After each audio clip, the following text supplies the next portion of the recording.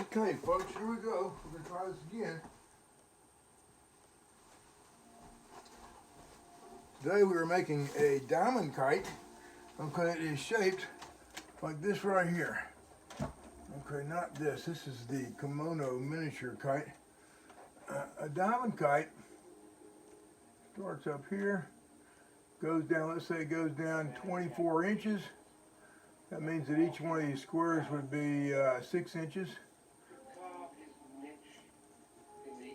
Okay, and right about 5 inches down from the nose, you'll have the cross piece.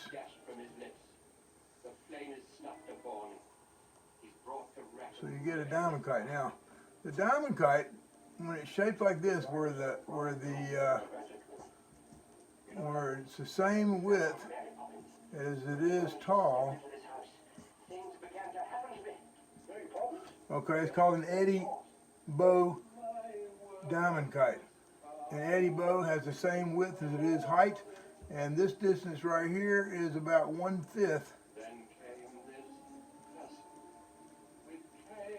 About 1/5 of the whole kite height. 1/5 of 24 is almost 5 inches. Okay, what I'm going to do first is I'm going to make I've got a kite pattern that looks kind of like this right here.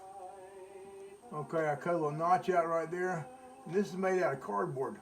And I lay that on a piece of plastic.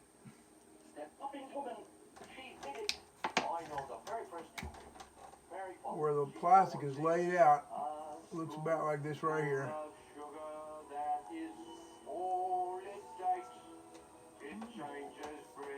Okay, and I can do another one over here on this side. Okay, and I get 2 kites out of 1 garbage bag. Okay, I cut it out, and when I open it up, I get something looks like this.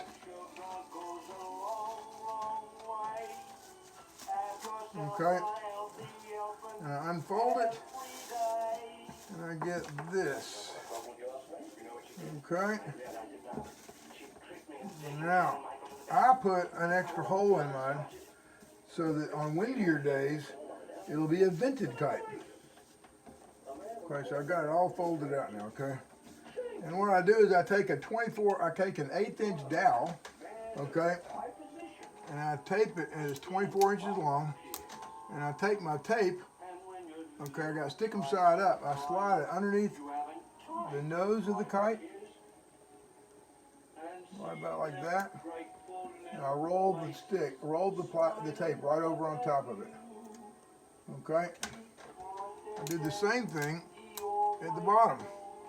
Now, I always do the top first because at the bottom it may or may not be exactly 24 inches, so I want to make sure it's tight. Now, I don't want to twist I don't want to roll you see how the top is rolling? I don't want to make sure that the plastic is pulled taut, but not too tight. And I want to make sure I don't twist the stick, because I want it to be easy. Now I'm going to put another piece of tape right here in the middle. Now there's that little notch that we cut off when we did our pattern. Next thing I do is I take a stick. Now I've got this right here. Let me show you what I do. The night before, I'll make this is 3 times as much as you need. But like for example, I've got a nail in the center. I come down 3 inches. I go out 11 inches, and I put another nail. I come down 3 inches, come out 11 inches the other direction, and I put another nail. And then after my kids get out of the tub at night, I stick a bunch of these straight sticks into the tub, let them soak for about 30 minutes to an hour or longer, and then put them in this jig. And when this will hold about 15 sticks up and down like that. And I'll let it sit overnight. Next morning, it's got the curve in it. Okay. It's also a 24-inch stick. Now, when I go to put this on my kite, I'm going to go ahead and put my tape. Notice I got my tape, stick them side up underneath the kite, straight out from the wingtip. Now do the same on the other side. Okay.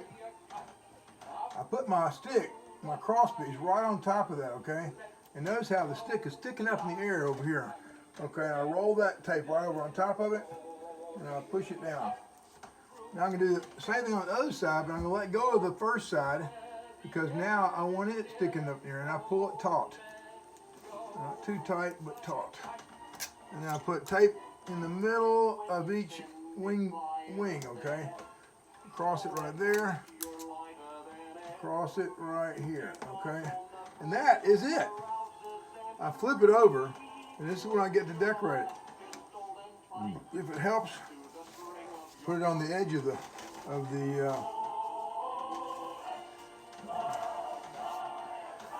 so let's see here, what would I like to do on this kite right here?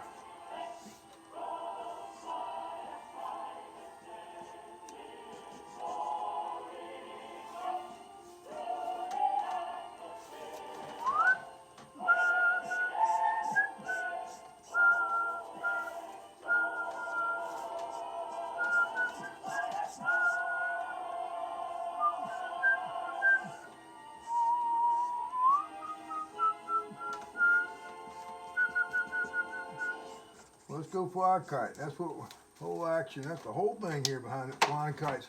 Let's put some teeth in here. Okay. Oopsie daisy. That was not working. I don't know why. Right, and so this popping was the back burner thing because there was nobody assigned really to it except Roddy, my brother, and myself. Nobody else on the whole studio. And at one point, Walt said, we have to get busy on this other picture and do this and this, and so we're going to drop popping for a while, but we're not forgetting it, but we have to just let go of it. He was still negotiating with Mrs. Jones. So we gotten pretty far. We've written about 23 songs by that time. So we took 17 of them, and we thought that's a tooth. Now we need an eye. We need a big old eye up here. Let's do it. Start off and let's do it in now you can spend as much time as you want decorating. I'm not going to spend that much time on it because I'm just showing you how to make this kite. I'm using permanent, actually I'm not using permanent markers. Those are washable markers. I want to use permanent markers on this. My markers are downstairs, so let's pretend that these are permanent for right now. Okay, these are actually whiteboard markers. Okay.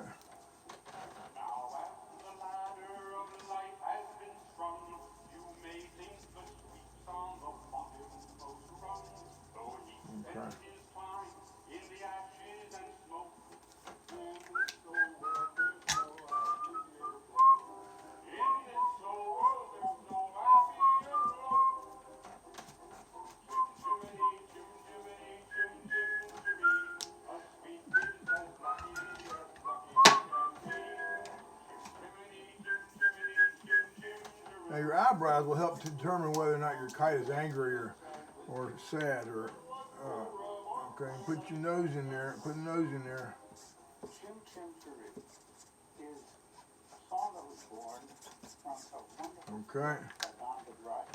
Okay, and that's about all you need to do, but you can do a lot more than that, of course.